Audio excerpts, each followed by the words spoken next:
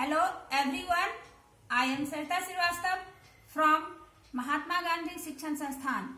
Now I am going to teach Hindi Vyakaran class 4th. Mahatma Gandhi शिक्षण संस्थान के YouTube channel पर आपका स्वागत है। बच्चों, आज मैं आपको व्याकरण के अंतर्गत वचन पढ़ाने वाली हूँ। वचन को अंग्रेजी में नंबर कहते हैं। बच्चों, वचन क्या होता है? तो बच्चों, शब्द के जिस रूप से हमें उसके एक या एक से अधिक होने का पता चलता है उसे वचन कहते हैं।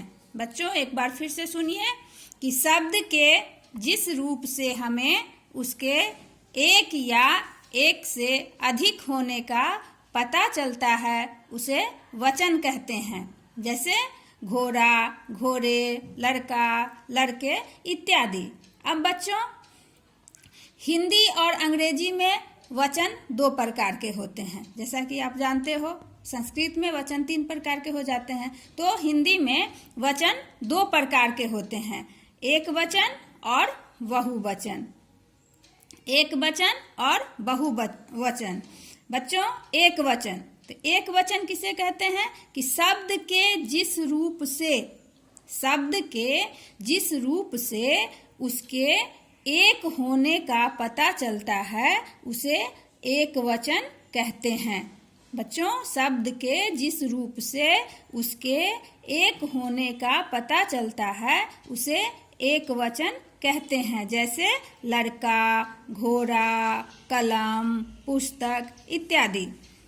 दूसरा है बच्चों बहुवचन। बहुवचन किसे कहते हैं? तो बहुवचन शब्द के जिस रूप से उसके एक से अधिक होने का पता चले उसे बहुवचन कहते हैं। बच्चों, एक बार फिर से सुनिए कि शब्द के जिस रूप से उसके एक से अधिक होने का पता चले उसे वह बहुवचन कहते हैं। जैसे लड़के, घोड़े, कलमे इत्यादि। अब बच्चों, कि हम वचन की पहचान कैसे करेंगे कि कौन सा शब्द एक वचन है, कौन सा शब्द बहुवचन है? तो बच्चों, पहला उसका है नियम कि वचन की पहचान संज्ञा और क्रिया के रूप में की जा सकती है। बच्चों, वचन की पहचान हमेशा संज्ञा और क्रिया के रूप में की जा सकती है। जैसे यहाँ लिखा हुआ है कि पंखा चल रहा है। अब यहाँ पर है कि यहाँ रहा है, क्रिया का एक वचन है, क्रिया भी एक ही वचन में है। और यहाँ पर दूसरे वाक्य में देखिए कि पंखे चल रहे हैं, यहाँ पर रहे हैं लिखा हुआ है। यहाँ पर क्रिया का भी ये रूप बदला हुआ है, क्रिया भी बहुवचन में है। तो इसमें जो है वचन बदलने पर यह क्या हो गया, रहा से रहे हैं हो गया है। तो इस तरह से ये हम पहचानते हैं कि संज्ञा, शब्द और क्रिया के आधार पर वचन के रूप बदल सकते हैं। दूसरा है नियम इसका कि कुछ संज्ञा शब्द एक वचन और बहुवचन में एक समान रहते हैं। जैसे पक्षी है, आदमी है, मंदिर है, पेड़ है, हाथ, घर इत्यादि जो शब्द हैं ये हमेशा एक वचन और बहुवचन में समान रूप से रहते हैं, इसमें कोई बदलाव नहीं आता है। ऐसे शब्दों के वचन को हम क्रिया के रूप से पहचानते हैं। ऐसे शब्दों का जब प्रयोग किया रहेगा तो वहाँ पर हम कैसे पहचानेंगे कि यह एक वचन में दिया हुआ है कि बहुवचन में दिया हुआ है? तो वहाँ पर बच्चों हम क्रिया के रूप को देखकर उसे पहचानेंगे कि यह शब्द एक वचन का है या यह शब्द बहुवचन का है। जैसे एक हमने उदाहरण वाक्य बनाया कि मंदिर खुला है। यहाँ पर मंदिर खुला है, यह क्रिया में एक वचन दिखला रहा है, इसलिए यहाँ पर मंदिर शब्द का प्रयोग एक वचन में हुआ है। अब यहाँ देखिए दूसरे वाक्य में कि मंदिर खुले हैं। यहाँ पर खुले हैं शब्द जो है बच्चों ये क्रिया का बहुवचन रूप दिखलाता है, तो यहाँ पर मंदिर शब्द का प्रयोग भी बहुवचन के रूप में हुआ है। तीसरा है बच्चों कि कई बार वाक्यों में प्रयोग करते हुए कुछ संज्ञा शब्दों का रूप भी बदल जाता है। वाक्यों में प्रयोग करते हुए संज्ञा का रूप बदल जाता है। जैसे देखिए घर के सामने मैदान है, घर के सामने मैदान है। अब यहाँ पर देखो कि घरों के सामने मैदान है, तो यहाँ पर घरों के सामने जो यहाँ पर संज्ञा का ये रूप बदल गया, यहाँ पर ये बहुवचन हो गया और यहाँ क्रिया में भी है शब्द का प्रयोग हो गया। उसी तरह से 4 में बच्चों कि कुछ संज्ञा शब्द हमेशा एक वचन में ही प्रयोग किए जाते हैं। कुछ ऐसे संज्ञा शब्द होते हैं बच्चों जो एक वचन में ही प्रयोग किए जाते हैं, जैसे आकाश, पानी, भीड़, सभा, सोना, चांदी, धरती, दया, प्यार इत्यादि शब्द जो हैं वह हमेशा एक वचन में ही प्रयोग किए जाते हैं।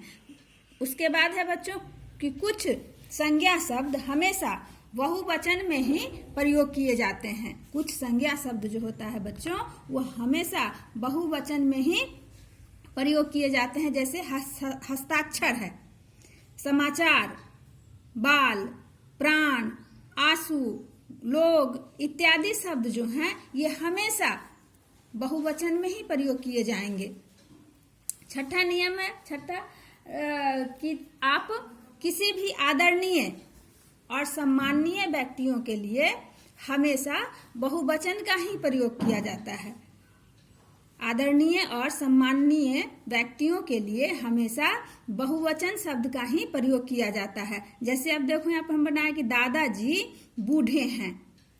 अब यहाँ पर दादाजी कहने से तो यहाँ देखो कि एक वचन, लेकिन क्रिया यहाँ पर देखो बूढ़े हैं, तो ये शब्द जो है यहाँ पर दादाजी के लिए आया है, तो ये शब्द यहाँ पर बहुवचन के हैं। तो दादाजी बूढ़े, चूंकि दादाजी आदरणीय व्यक्ति हैं इसीलिए यहाँ पर ये बहुवचन का प्रयोग हुआ है। फिर हमारे पूर्व राष्ट्रपति, अब राष्ट्रपति देखो सम्माननीय व्यक्ति होते हैं, राष्ट्रपति क्या होते हैं, सम्माननीय व्यक्ति होते हैं। उनके लिए जो प्रयोग है देखो कहते थे, कहता था नहीं लिखा हुआ है, कहते थे यानी कि आदर सूचक शब्द है, तो इनके लिए ये बहुवचन का प्रयोग हुआ है कि हमारे पूर्व राष्ट्रपति कहते थे कि स्वप्न देखो और उसे पूरा करने की कोशिश करो।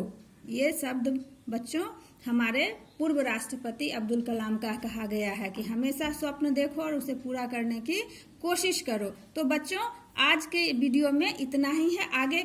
अगले वीडियो में हम पढ़ेंगे कि एक वचन से बहुवचन के बदलने के नियम क्या होते हैं। धन्यवाद।